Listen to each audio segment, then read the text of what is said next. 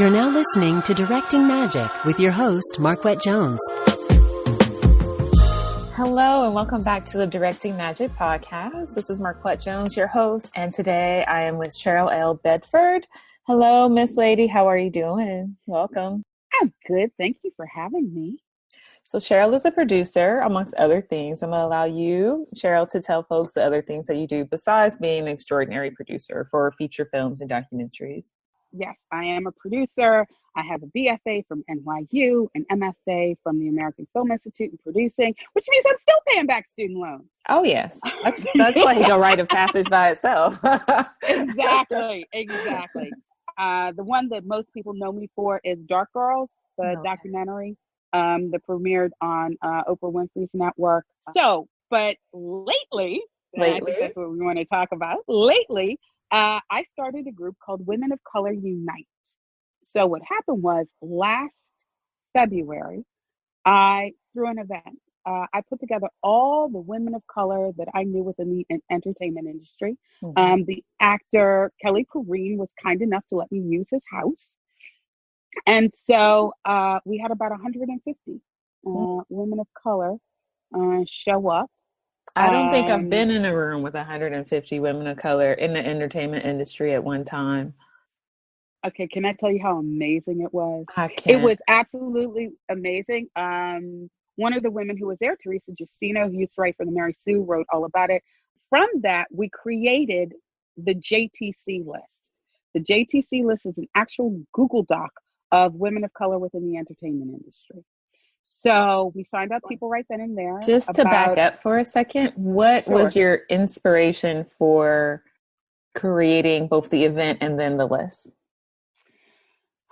I don't believe in just sitting around talking about something. I believe in action, right? Yes. So the list, the JTC list, is actually named after my mother, Joan Teresa Curtis. My mom died in February of 2016. And so my mom was an activist. When we threw the event together, I decided to create an actual list because, to be perfectly honest, as a producer, I got tired of white folks saying, I don't know any women of color. I was like, really? Because I know a whole bunch of them. Right. Approximately 150. So we created the JTC list. Then I joined Variety Insights, and which gives me the emails to a lot of people in the entertainment industry. And I just started sending it off every Sunday night. The first one was Oscar Sunday. And from that, people started hitting me up, so forth and so on. Then we had an event in May, and it was us and our allies. And at the time, we had about, at that point, between 150 and 200 women on the list. Our motto is hire, fund, distribute. Hire women of color, fund their projects, distribute their content. Mm-hmm. And so I invited people who could do that to the event with the women, because here is what I have realized. There are a ton of lists out there, right? All of these diversity and inclusion lists. I know friends who are on a whole bunch of lists and nobody is getting hired. Why? Because you have to get the people in the same room so that they realize that they have much, much more in common with women of color than they think different, right? Yeah. So let's be honest, most of the people who are doing a lot of the hiring are men, specifically Caucasian men, right? Sure. You get them in a room with women of color and they start having conversations and they realize everybody just wants the same thing. Everybody wants to make a good living, make some product, take care of their family, and they literally realize that they have much, much, much more in common than they have differences. And so every single time we have an event like that, there's a spike. People start getting hired. I start getting more inquiries about, hey, Cheryl, I have this job posted. Do you want to post it to your Google group? So forth and so on. Mm-hmm. So now, 1 year later, we have actually turned Women of Color Unite into a nonprofit. Okay. And we have 400 plus women on the list. And how I does have a somebody else get on the list? Because I actually don't think I'm on the JTC. I've seen it, like I have a copy of the list, but I don't think I'm on it. So how do you do that? shame on you. Shame on I you. know. But this The is the thing, easiest. though. Let me just tell you, partially Mhm. because I'm in Alabama right now, and I'm like, like I'm not really going to be hired from Alabama on anything at the moment. So, Well, that's not actually necessarily true in the sense that, yes, most of the people are Los Angeles, followed by New York, followed by Atlanta, right? mm-hmm. But it's not like we don't get inquiries from around the country. And it Okay. can be somebody to speak at a conference Mm-hmm. talking about women of color and the film making industry. It could just be talking about the filmmaking industry. But Mm-hmm. all of that heightens somebody's profile, right? So Mm-hmm. I've gotten inquiries from, Minnesota, Michigan, the South, like all over, looking Mm-hmm. for women of color regarding the entertainment industry across the board. It could be teaching. Mm-hmm. Speaking of which, I actually just had somebody hit me up about finding people to teach online courses, right? So the more that we're, yeah, see, the more that we're out there, and of course, I'm going to hit up the women on the list, right? Mm-hmm. The more that we're out there, the more people realize that we're out there. Yeah. So I always encourage people around the country to join. Mm-hmm. How do you join? Really, really simple. You just go to the JTC List / Women of Color on Women of Color Unite on Facebook, right? Mm-hmm. Mm-hmm. You apply, you ask for entry. We give it to every woman of color. The only people that I don't give it to are like, I had a guy who's like, I'm looking for a wife. I'm like, yeah, wrong group. People that I notice who are in or selling stuff, right? Yeah. Those are the only people who don't that I decline. Mm-hmm. The group is for us and our allies. So, but for women of color, you ask to join. I approve you. You go to the like page. There is a sign up button. Hit the sign up button. A Google sheet pops up. All you do is fill it out. My assistant, Jasmine, shout out to Jasmine. She then puts you on the list, sends you a link to the list and an invite to the Google group. So the Facebook page is for us and our allies. The Google group is just us I see. because there are issues and things that necessarily affect us that we want to talk about specifically. The other thing is that sometimes when people want to post job listings, sometimes they're looking for very, very specific things and they don't necessarily want the job posting to go out. Or sometimes I get a job posting before it actually goes out publicly, for people who really want to push that needle forward. That just goes out for us. There are discounts that we get that I don't put on the Facebook page since it's us and our allies. They're specifically for women of color.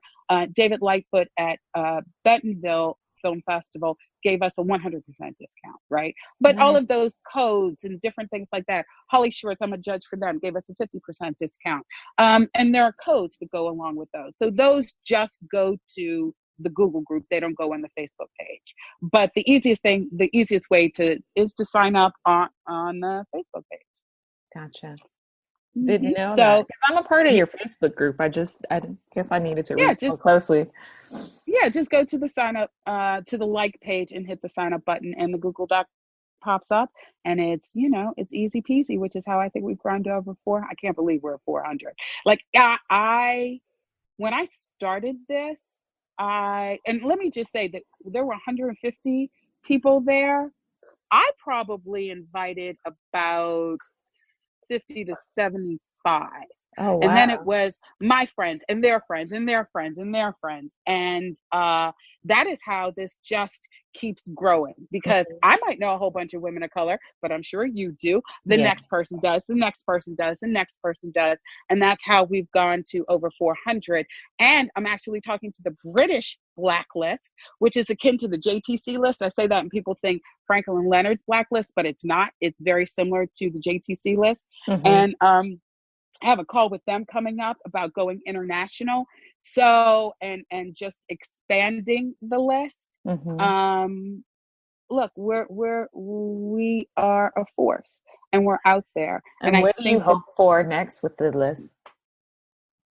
so, well, there are a lot of things that I hope for the list. First of all, is hire, fund, distribute. My goal is really to raise $2 million, $1 million for the women to do their project, and another $1 million for infrastructure, all of our events, panels, workshops, seminars. Because here's the thing, I don't charge any membership fees.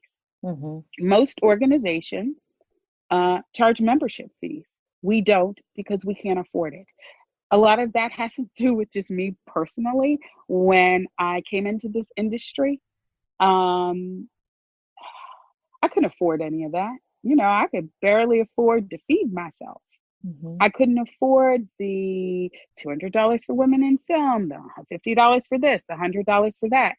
And that's where a lot of the networking happens. That's where a lot of policy is made. All of these things that are coming up now, the 4% challenge and a lot of these things are done within these groups.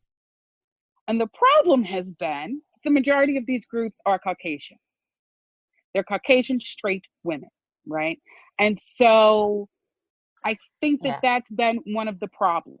And because we've been kept out.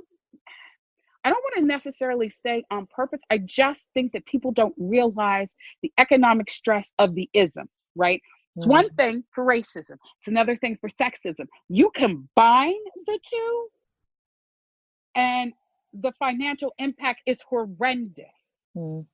That's my goal. I know they're lofty goals, but you know what? I just put it out there in the universe. Exactly. And when I walk into an office and people are like, what do you want? I'm like, $2 million. A lot of times they laugh, but I don't care, because here's the thing. Nobody ever got ahead by, we don't get ahead by not asking. We don't get ahead by being demure. And here's the other thing. White boys ask for a whole lot of stuff to make features which tank. You really want to move this needle forward? I know how. So you can either do your diversity and inclusion programs, which may or may not work, or you can come aboard and help me. And we can actually get projects made, push this needle forward, help women to get into these guilds and unions and groups where they can get on committees and actually affect change. Because so what do you think about I'm sorry. You mentioned the 4% challenge, and I was curious about what you thought about that. As I was in Sundance when that was announced, and initially I was extremely excited about that possibility, but it's taking like interesting turns in social media right now. I don't know if you noticed, but it's like, oh, well, I'm already a part of the 4%, like from some of the studio heads and stuff, and I'm like, yeah, that's not what this was supposed to be about. Like, at least not what I was hoping it was going to be about. I think anything that helps to push the needle forward is a good thing. Yeah. Let me just start off by saying that. Okay. Second part of that is, how are you actually going to do it, and how are you going to implement it? Rachel Feldman, who I know, just wrote this article that I was reading earlier today about for Variety regarding it, and regarding the fact that they don't think television directors can do features. Here's what I fight. Here's what I'm fighting for. I just want to be able to be as mediocre as a white voice. And I know I get pushback on it, but what I mean is that there's a lot of mediocre crap out there. Sure. Right? Let's just be honest. I don't care whether Netflix, Hulu, Amazon, ABC, CBS, Fox, NBC, you name it, the movies that are out there, there's a whole lot of mediocre stuff out there, right? Let's just face it. Okay, so the idea is that I am really, really, really, really sick and tired of having to be 100 times better, 1,000 times better, blah, blah, blah, blah, blah. Like, I'm sick and tired of that, right? Here's the other thing that affects women of color's mental health. Because when we don't get in, we think, oh my God, I'm not the 100 times better. Now I need to be 1,000 times better. Now I need to be 10,000 times better. We need to stop, right? We need to stop with that. I was talking to somebody recently in my group about it, and I realized that I'm going to have a seminar regarding mental health for women of color. And I think that there is something very, very damaging about constantly having to be better and still not getting in. So me personally, I have taken a giant step back from a lot of the groups that are white feminist run, because here is what I have found the problem to be. Since intersectionality became a thing, that is that a lot of groups are asking women of color to join, or and marginalized people in general. Mm-hmm. But they don't have them as their friends.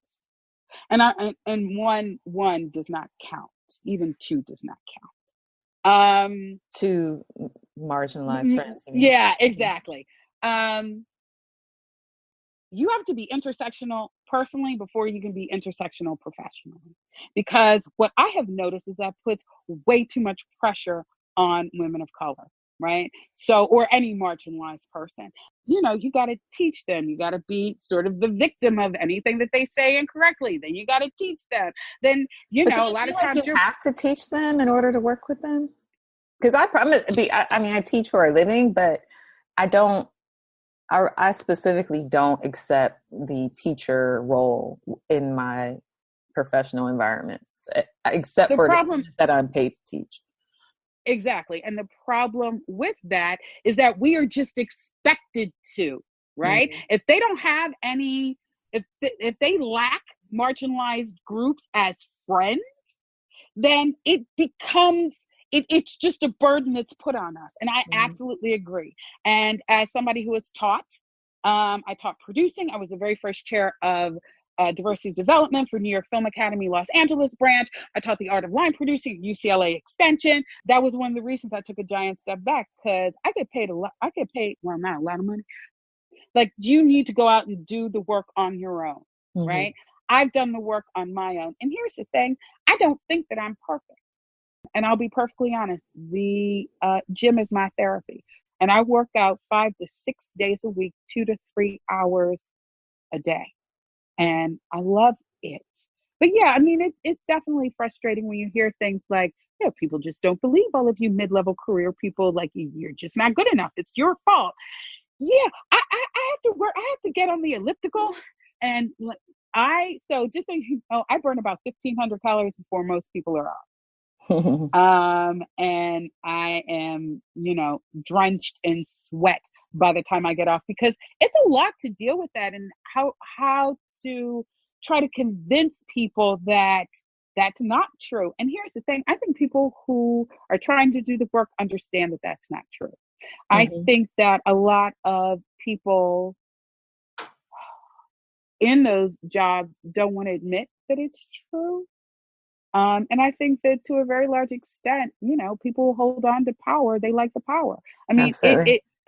every statistic tells you when a woman of color basically runs some shit, that you're going to make more money. And if you're not hiring, that means white trumps green. And Mm-hmm. I mean that in every sense of the word. Mm-hmm. White trumps green. Well, what would you say to some of the younger women who are getting into these programs, these diversity inclusion programs? Like, how can they best capitalize on it? Um, I actually have a lot of, not fear is not the right word. I would just say, hold on, we're trying to get people in there who will make sure that you climb that corporate ladder, who won't find fault in something you do, that you don't have to walk on eggshells, that you don't have to code switch, that you don't, that you can be you and all of your magnificent ethnicity. Just hold on. That is what I fight for. People always ask me why I do what I do. And I told them my mother instilled in me that I only have one job on this planet, and that was to make things better for the next generation. And I believe that. I believe that down to my core. I believe that. You have to realize that the way to do that is to get women like me into these jobs. Don't believe when these people say that you're not worthy. You are worthy. Because I think that that is one of the things that people do to, again, that affects our mental health is to make us feel that we're not worthy. to make us feel alone. And I'm here to say you are not alone, and you are more than worthy. And we'll just keep fighting the good fight. And look, sometimes it's not, let me just preface this. Bill Duke, not only did I one of the producers on Dark Girls, I was his producer for a while, and Bill Duke taught me a really big lesson, and that is don't necessarily play in a crowded field, right? Go build your own, and that's what I want the $1 million for, and plus is so that we can build our own. I've made partnerships with Reverie, with Steeden Spark, Blue Fever, all of these smaller streaming services, right? I think a big part of it is changing our definition of success. Sure. We sort of buy into the white male patriarchy idea of success. Big house, fancy car, married, kids. Stop. For me personally, I just want to pay my bills. Okay, so I do have a BMW hardtop convertible, but I do. But I live in an apartment. Listen, I have a budget. I have a line item budget for Fenty Beauty. That's my thing. There you go. See, everybody has their thing. If we change our idea of success, right, and realize that it's just about paying our bills, and we can own our own content. And something like Emily Best over at Steeden Spark, they give you your analytics so you know who your target audience is, so you can make the next project and target it to them, right? There are companies out there who want us. Mm-hmm. To a certain extent, and I'm not saying that let's not continue to push at the studio levels, the big production companies, but also let us understand that there are people out there who want us, who know that they're worthy, who want our content, because our content makes their companies money. Mm-hmm. They want the money. They're not so steeped in this white male patriarchy that they care about green. For them, green trumps white, right? And they want us. So sometimes it's a twofold thing. Let's push over here, but let's also build our stuff over here, because this is what I do know. When we start making money, people come and knock it. And I think when the powers that be, when the powers that be get in the room with any marginalized group, they're like, oh, dang, we have a lot more in common than we have differences. So, and again, we don't pay for it. So donate, please. Well, I don't have the women pay for it, but somebody's got to pay for it. So yeah, donate, please. What about, so just before we move on from that, tell me the web address for your organization again. Sure. It's www.wopunite.org or .com. Either of those work. So what are you hopeful about that has nothing to do with filmmaking? I'm hopeful Cheryl will get a job soon and can stop hemorrhaging money. Listen.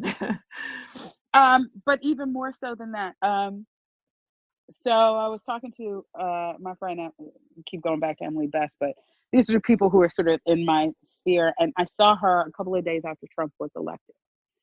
And I said to her, it's okay. The pendulum's going to swing all the way back in the other direction. I was like, Kamala Harris for president. She's like, Kamala Harris? Like, I called it right then and there. It's like, wow. Kamala Harris for president. I said, because that is what we're going to need. I said, women of color keep trying to save this country from itself. Nobody keeps listening. It's time that everybody just pretty much had a seat. Everybody needs to pretty much have a seat.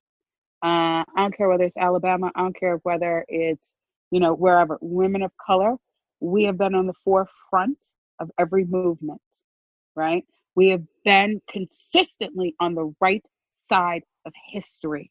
Right.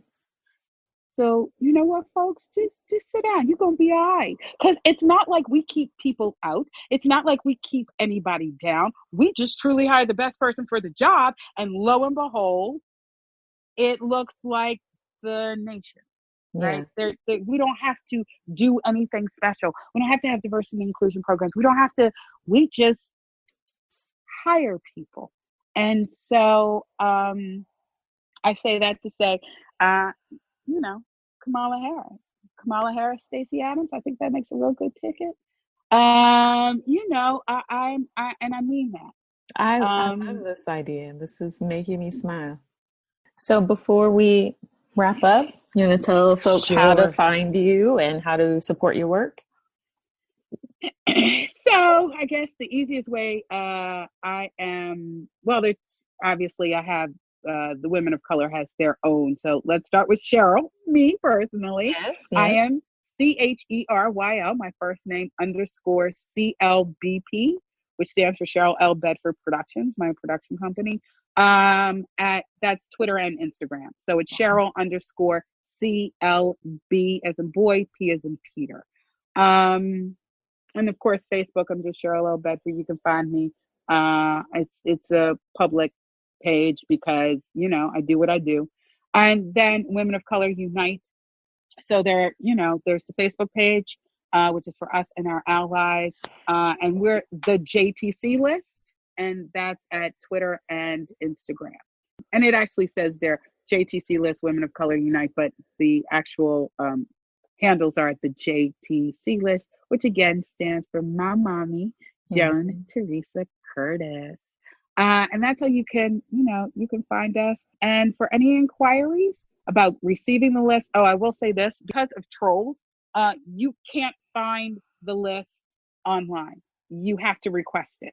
And it has to come from somebody in the industry, and I do vet you, right? We do make sure that IMDb, production company, so forth and so on. And you can request it, because all it is a link to the Google Doc. And I find that most people have, sheets on their phone, and you can see it offline, so you don't have to log into anything.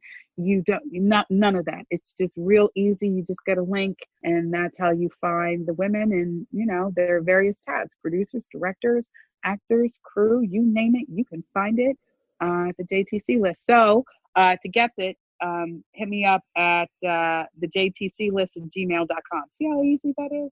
We try to keep it real easy. So it's the JTC List at gmail.com to get a copy of the link. Let me know if you have job postings for the women, any kind of, discounts for the film festivals that want more women of color, because again, the impact of the isms is horrendous.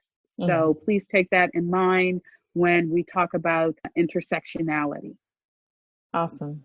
Well, thank you so much for coming on the show. This was really informative for me, because I think I said at the beginning, like, I've seen you in various settings, and I definitely wanted to hear like how the JTC List got started, and I wanted to really understand where your vision was for it going forward. And this is helpful for me. So thank you. And really just educational overall.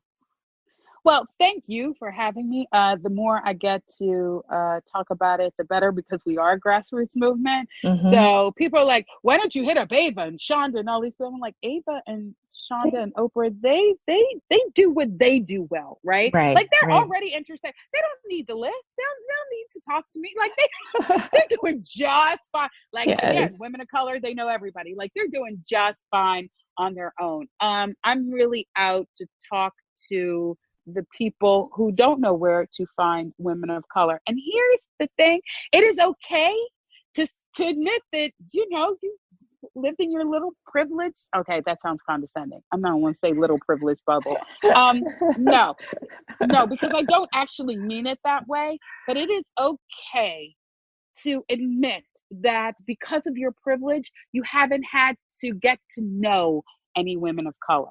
So here's the thing: I've made it really easy for you. You can get the list, you can come to an event, you can host something at your production company, your studio, whatever, to get to know these women. Because the other thing that I say about us is we are dope as shit and fierce as fuck. I love it. Awesome. Well, thank you. And I do hope that everyone out there is doing something that they're excited about. Me too. Thank you so much for having me. I really, really appreciate this. You've been listening to Directing Magic with Marquette Jones. Be sure to visit directingmagic.com for past episodes and other information relating to the show. Also, be sure to subscribe and rate and comment on iTunes. Until next time, bye-bye.